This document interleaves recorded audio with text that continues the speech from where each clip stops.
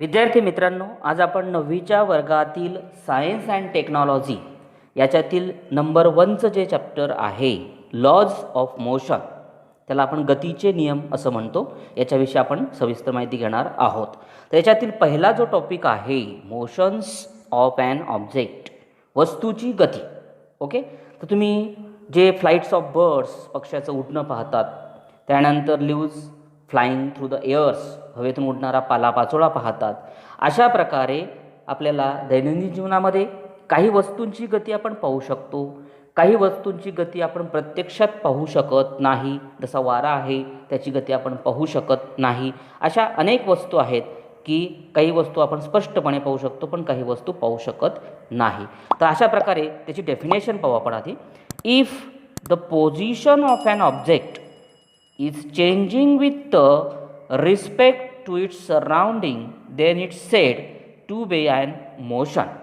Otherwise, it is said to be the rest.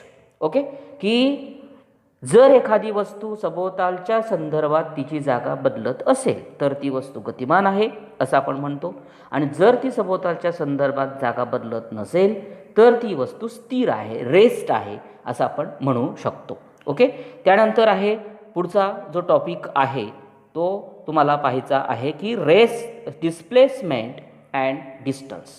Displacements means विस्थापन आणि distance म्हणजे अंतर. याच्याविषयी आपल्याला चर्चा करायची आहे. आता तुम्ही एक समजा दोरी घेतली, दोरीच्या ए आणि बी टोकापासून तुम्ही तिचं अंतर मोजण्याचा प्रयत्न केला. त्यानंतर इथे तुम्हाला शीतल आणि प्रशांत यांचे घरं दिसत आहेत आणि शाळा दिसते आहे. समजा याच्यामध्ये तुम्हाला शीतल आणि याच्यामध्ये संगीताचं घर इकडे दिसतं आहे, तर हा जाण्याचा एक मार्ग तुम्ही पाहू शकतात. तर याच्यामध्ये तुम्हाला जाण्याच्या मार्गामध्ये कुठला मार्ग शॉर्टकट आहे. शीतल शाळेतून जाताना तिच्या संगीता नावाच्या मैत्रिणीच्या घरी ती या प्रकारे जात असते, त्यावेळेस तिचा मार्ग आणि त्यानंतर डायरेक्ट सरळ शाळेत जाण्याचा मार्ग, याच्यामध्ये शॉर्टकट कुठला हे तुम्ही त्या ठिकाणी विचार करू शकतात. अशा प्रकारे आपल्याला त्याची जी डेफिनेशन्स आहे ती आता याच्यामध्ये पाहायची आहे. तर तुम्ही डिस्टन्स म्हणजे काय, अंतर म्हणजे काय ते आपल्याला पाहायचं आहे. Distance is the length of the actual path travel by an object in motion while going from one point to another, whereas the displacement is the minimum distance between the starting and finishing point. Okay, तर अंतर म्हणजे काय की दोन वस्तूंच्या दरम्यान गतिमान असताना वस्तूचे प्रत्यक्ष केलेलं जे मार्गक्रमण असतं त्याला आपण एक प्रकारचं अंतर म्हणतो. तर विस्थापन म्हणजे काय, डिस्प्लेसमेंट म्हणजे काय की गतिमानतेच्या आरंभ व अंतिम बिंदूमधील सर्वात जे कमी अंतर आहे त्याला आपण एक प्रकारचं विस्थापन असं म्हणत असतो. ओके, अशा प्रकारे तुम्हाला अंतर आणि विस्थापन कशाला म्हणतात याच्याविषयी आपण याच्यामध्ये चर्चा ही केलेली आहे. त्यानंतर तुम्हाला आता पुढे चित्र दिलेलं आहे की त्या चित्रामध्ये तुम्हाला एक मुलगी समजा ती दररोज सकाळी 100 मीटर त्रिज्या असलेल्या एका वर्तुळाकार मैदानाच्या कडेने फेऱ्या मारते. ओके, अशा प्रकारचं हे मैदान दिलेलं आहे. तिने समजा ए बिंदूपासून, हा ए बिंदू दिसतोय तुम्हाला, त्याच्यापासून चालण्यास सुरुवात केली आणि एक फेरी पूर्ण केली, तर त्यावेळेस तिने कापलेले जे अंतर आहे व तिचे झालेले विस्थापन तुम्हाला त्या ठिकाणी तुम्ही काढू शकाल. ओके, त्यानंतर पुढचं याच्यात दिलेलं आहे तुम्हाला की याच्यामध्ये एक गाडी आहे, ती गाडी समजा पी बिंदूपासून तिने जायला सुरुवात केली तर क्यू बिंदूपर्यंत पोहोचण्यासाठी 360 मीटर अंतर त्यावेळेस ती कापत असताना तिने किती वेळात ते अंतर कापलेलं आहे हे आपण त्या ठिकाणी काढू शकतो. ओके, अशा प्रकारे पुढचा जो टॉपिक आपण पाहणार आहोत स्पीड्स अँड व्हेलॉसिटी. स्पीड म्हणजे चाल आणि व्हेलॉसिटी म्हणजेच त्याला आपण वेग म्हणतो. सुरुवातीला स्पीड जे आहे त्याचा फॉर्म्युला लक्षात घ्या. Speed equal to total distance travel upon time required. एकूण कापलेलं अंतर, चाल बरोबर एकूण कापलेलं अंतर भागिला लागलेला एकूण कालावधी. ओके, त्याला आपण स्पीड असं म्हणत असतो. त्याच्यामध्ये त्याची डेफिनेशन तुम्हाला दिलेली आहे की याच्यात the distance travel in a particular direction by an object in a unit time is called as velocity. की एखाद्या वस्तूने एकक कालावधीत विशिष्ट दिशेने कापलेलं जे अंतर असतं त्याला तुम्ही वेग असं म्हणू शकतात. तर वेग काउंट करत असताना तुम्ही त्याच्यामध्ये 1 सेकंद, 1 मिनिट, 1 अवर्स अशा प्रकारे आपण वेग हा मोजत असतो. जर त्याच्यामध्ये तुम्हाला समजा एखाद्या कालावधीत आपण मोठमोठे जे वर्ष आहे हा सुद्धा एक प्रकारचा कालावधी आहे. ओके, तर तो सुद्धा आपण मोजू शकतो. त्यानंतर तुम्हाला शॉर्टकट डिस्प्ले एक प्रकारची डेफिनेशन दिली व्हेलॉसिटीची. The displacement that occurs in unit time is called as its velocity. की त्याच्यामध्ये एकक कालावधीत होणारं विस्थापन जो असतं त्याला वेग असं म्हणतात. त्यानंतर त्याचा फॉर्म्युला पहा की velocity equal to displacement upon time. Velocity means वेग बरोबर विस्थापन भागिला वेळ. ओके, त्यानंतर याच्यामध्ये त्यांची जी एकके आहेत तर याच्यामध्ये स्पीडचं एकक आणि स्पीडचं एकक जे दिलेलं आहे ते मीटर पर सेकंद.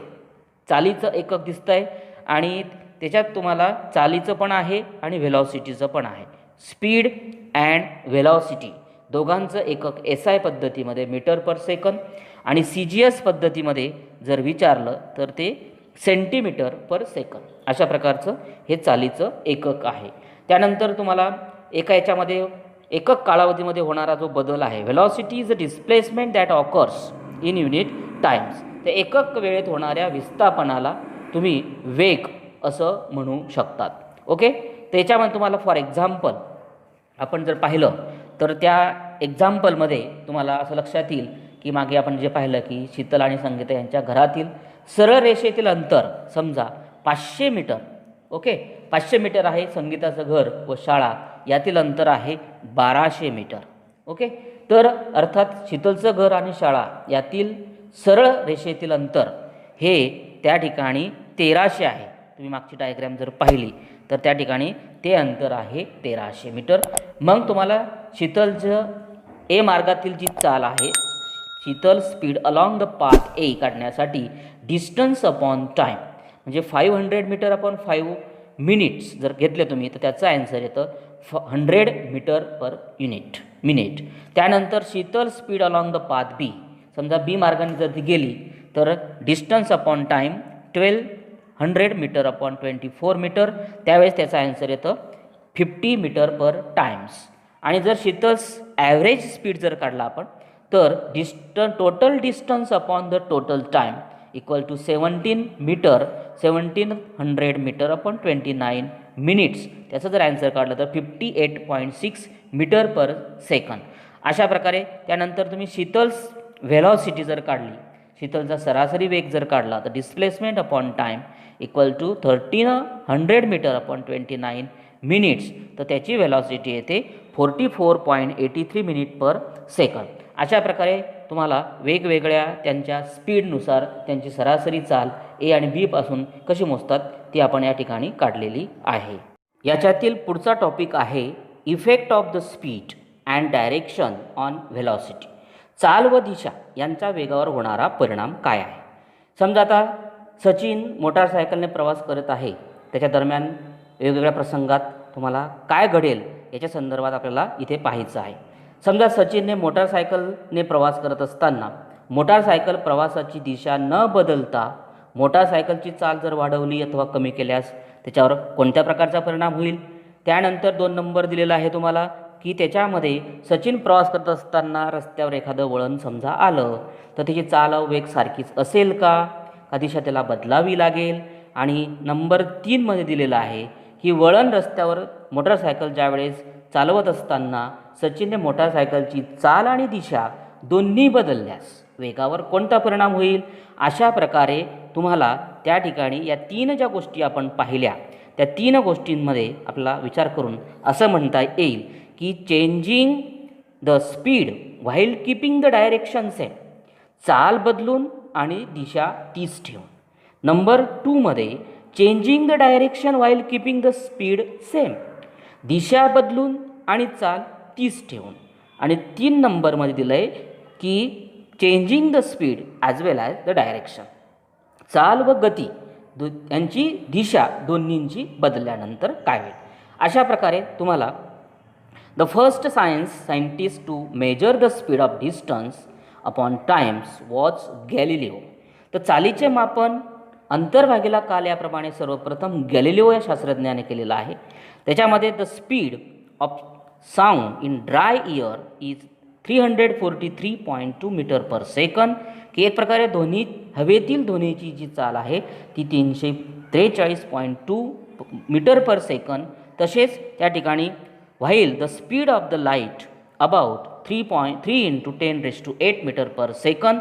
त्यानंतर तुम्हाला याच्यामध्ये प्रकाशाची चाल म्हणतो आपण त्याला. आणि पुढे दिलेलं आहे the speed of revolution of earth around the sun is about 29,770 metre per second. म्हणजे पृथ्वीची एक प्रकारे सूर्याभोवती भ्रमण करण्याचा जो कालावधी आहे तो तुम्हाला 29,770 मीटर पर सेकंद अशा प्रकारे तुम्हाला तो दिलेला आहे. ओके. त्यानंतर पुढचा जो टॉपिक आहे uniform and non uniform linear motion. त्याच्यामध्ये एक रेषीय, एकसमान व नैक समान गती असं आपण त्याला म्हणतो. त्याचा एक्झाम्पल आपण आधी समजून घेणार आहात की 3 मित्र आहेत, अमर, अकबर, अँथनी नावाचे. ते प्रवासाला निघत आहेत. ओके. प्रवासाला जात असताना एकाच वेळेस तिघांनी त्या ठिकाणी प्रवास केलेला आहे. वेगवेगळ्या कालावधीत वेगवेगळी अंतरं कशी कापलेली आहेत. त्यांनी सुरुवात करताना 5 वाजता, बरोबर 5 वाजता तिघं निघालेत. ओके. त्यावेळेस प्रत्येकाचा जो त्यांनी कापलेलं जे अंतर आहे प्रत्येक अर्ध्या तासानंतर त्यांनी कापलेलं अंतर तुम्ही चार्टमध्ये पाहू शकतात. नंतर 5:30 समजा अमरने 20 किलोमीटर, त्याने 18 किलोमीटर आणि 14 किलोमीटर अंतर कापलं आहे. नंतर परत 6 वाजता तुम्ही पहा 40 किलोमीटर. त्यानंतर अकबरने 36 आणि अँथनीने 28. अशा प्रकारे तुम्हाला प्रत्येक अर्ध्या तासानंतर कापलेलं अंतर, त्यांचं रेकॉर्ड केलेलं अंतर त्या ठिकाणी दिसत आहे.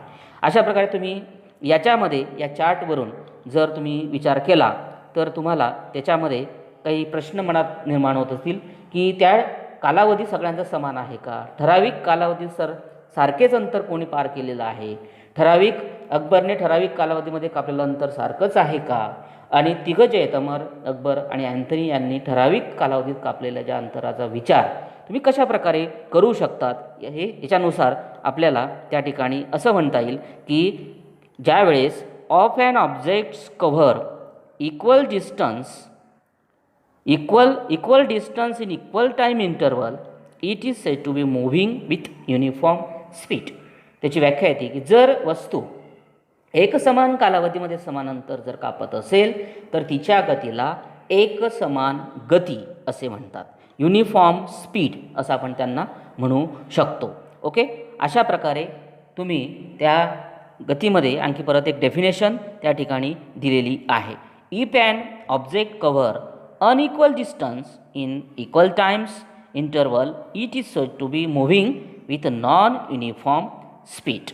ओके. तर अशा प्रकारे जर वस्तू समजा समान कालावधीमध्ये असमान अंतर कापत असेल तर तिच्या गतीला नैक समान गती असे म्हणतात.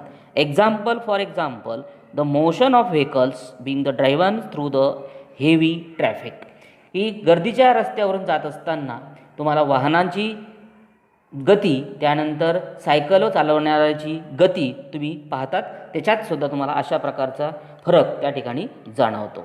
विद्यार्थ्यांनो, अशा प्रकारे आपण हा टॉपिक या ठिकाणी पाहिलेला आहे. मित्रांनो, जर तुम्हाला व्हिडिओ आवडल्यास लाईक करा, शेअर करा, सबस्क्राईब करा. थँक्यू मित्रांनो.